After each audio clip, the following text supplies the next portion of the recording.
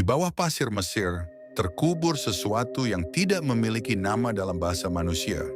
Sesuatu yang menolak cahaya, menolak waktu, dan menolak mati. Sebuah buku yang tidak pernah dibuat, tidak pernah ditulis, dan tidak pernah berniat ditemukan. Mesir kuno menyebutnya sebagai bayangan yang lapar.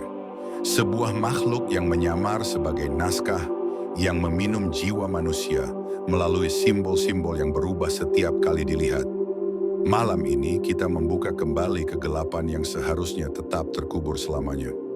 Inilah buku yang mengisap jiwa di Mesir kuno. Sebelum piramida berdiri, sebelum Firaun pertama memerintah, langit Mesir pernah mengalami malam yang tidak tercatat dalam sejarah. Malam di mana bintang-bintang padam selama beberapa jam. Malam ketika suara angin berhenti. Malam ketika bayangan tidak mengikuti tubuh manusia. Pada malam itu, sebuah benda jatuh dari langit. Tidak menyala, tidak berkilau, dan tidak menimbulkan ledakan. Benda itu jatuh dengan sunyi yang teramat menakutkan. Ketika suku-suku awal menemukannya, mereka melihat sesuatu yang tidak seharusnya ada di bumi. Sebuah lipatan hitam, lembut, dan bergerak sedikit. Seperti kulit makhluk yang sekarat atau baru dilahirkan. Benda itu seolah bernafas. Dan semakin lama, lipatan itu mengeras, membentuk sesuatu yang menyerupai sebuah buku tanpa tulisan. Namun yang membuat mereka ketakutan bukan bentuknya, melainkan bayangan yang muncul di bawah benda itu. Bayangan itu bergerak sendiri, meski tidak ada cahaya. Suku awal berusaha mengubur benda itu. Namun setiap kali mereka menutup pasir di atasnya, pasir itu terhisap ke dalam permukaan buku seperti ditelan. Tanpa suara, tanpa sisa, mereka percaya benda itu lapar. Untuk menghentikan rasa laparnya, para tetua suku melakukan ritual pemisahan jiwa. Ritual kuno yang dilakukan untuk mengikat roh seseorang pada benda suci. Tetapi benda itu bukan benda suci. Ia bukan wadah, ia pemangsa. Dalam beberapa jam setelah ritual selesai, orang yang dikorbankan tidak tampak mati. Tubuhnya tetap utuh, tetapi kosong. Mata terbuka namun tidak melihat dunia. Napas ada, tetapi tidak merasakan kehidupan. Suku itu akhirnya meninggalkan benda tersebut. Dan tanah Mesir mulai melupakan keberadaan mereka. Berabad-abad kemudian, ketika Mesir telah berdiri sebagai kerajaan besar, sebuah ekspedisi pendeta menemukan kembali benda itu terkubur sebagian. Tapi saat mereka mendekatinya, bayangan mereka mulai memanjang, lebih panjang dari tubuh mereka. Bayangan itu bergerak perlahan, seolah menjangkau benda hitam itu. Beberapa pendeta mencoba membawa benda itu ke kuil. Dan sejak saat itu Mesir kuno memulai kontak dengan sesuatu yang tidak bisa mereka pahami. Di ruang ritual, kitab itu membuka dirinya sendiri. Lembaran-lembarannya tidak terbuat dari kulit, melainkan dari sesuatu yang menyerupai lapisan tipis daging yang berdenyut. Simbol-simbol mulai muncul, bukan ditulis, melainkan tumbuh. Setiap simbol tampak seperti mata kecil yang tertutup. Dan sesekali, beberapa mata itu terbuka. Pendeta yang melihatnya langsung jatuh pingsan. Ketika ia bangun, ia tidak mengenali dirinya sendiri di cermin air. Seakan sebagian jiwanya telah hilang. Simbol-simbol dalam buku itu tidak berubah mengikuti waktu, namun berubah mengikuti pikiran manusia. Ketika seseorang merasa takut, simbolnya memanjang seperti akar. Ketika seseorang merasa marah, simbolnya menggelembung seperti luka yang membusuk. Ketika seseorang merasa penasaran, simbol itu mengembang seperti mulut.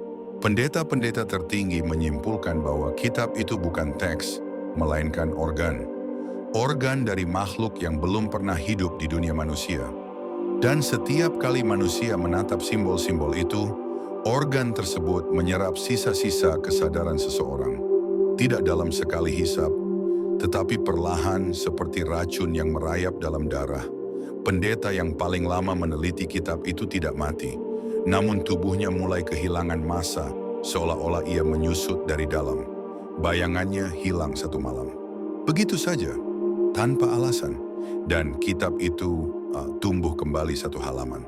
Mengetahui bahwa kitab itu tidak bisa dihancurkan, Firaun pada masa itu memerintahkan pembangunan struktur raksasa yang tidak ditujukan untuk pemakaman, tetapi sebagai penjara bagi makhluk tersebut.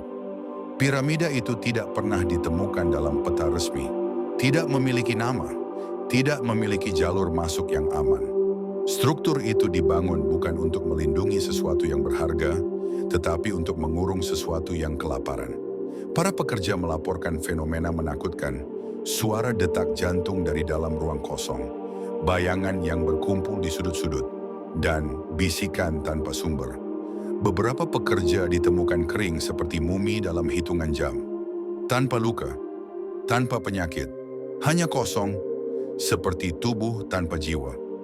Kitab itu ditempatkan di ruang terdalam, ruangan yang tidak pernah terkena cahaya sejak hari itu. Dan pintu batu segel diturunkan tanpa upacara. Karena para pendeta tahu, upacara tidak berlaku bagi makhluk seperti ini. Beberapa abad setelah piramida itu ditutup, Mesir mengalami fenomena yang tidak dapat dijelaskan oleh sejarah. Malam-malam di mana bayangan manusia bergerak lebih lambat dari tubuh mereka. Malam-malam di mana orang melihat sosok hitam melintas di balik kerumunan. Malam-malam ketika suara seseorang terdengar memanggil, padahal orang itu sedang tertidur. Semua kejadian itu memiliki satu pola. Terjadi pada musim tertentu, terjadi ketika bulan tidak terlihat, dan terjadi ketika arah angin berubah menuju barat ke arah piramida yang hilang. Pendeta-pendeta kemudian menyadari sesuatu yang sangat terlambat. Kitab itu tidak terkurung. Ia hanya menunggu. Menunggu manusia yang cukup penasaran untuk membuka kembali pintunya. Pada abad ke-20, gurun barat Mesir kembali mengalami fenomena mengerikan. Para arkeolog kehilangan bayangannya saat bekerja di tenda malam hari. Beberapa melaporkan melihat buku tipis hitam tergeletak di pasir, namun hilang ketika didekati. Dalam catatan rahasia yang tidak pernah dipublikasikan, ditemukan laporan bahwa sebuah ruang batu kecil terbuka dengan sendirinya setelah ribuan tahun. Di tengah ruangan terdapat bekas persegi panjang, bekas tempat kitab itu dulu diletakkan. Namun ruang itu kini kosong. Tidak ada buku, tidak ada benda. Hanya rasa dingin yang tidak seharusnya ada di gurun. Dan sejak saat itu, laporan-laporan orang yang kehilangan bayangan muncul di berbagai kota. Dari semua catatan kuno, ada satu kesimpulan yang paling gelap. Kitab itu bukan makhluk yang ingin menghancurkan manusia. Ia ingin menggantikan manusia. Untuk masuk ke dunia manusia, ia membutuhkan tubuh. Untuk mendapatkan tubuh, ia membutuhkan jiwa. Dan untuk memakan jiwa, ia membutuhkan perhatian. Simbol-simbol di dalamnya adalah pintu. Dan pembacanya adalah korban yang membuka pintu itu sendiri. Kitab itu bukan benda. Kitab itu adalah kelaparan yang berbentuk tulisan. Dan kelaparan itu tidak pernah berakhir.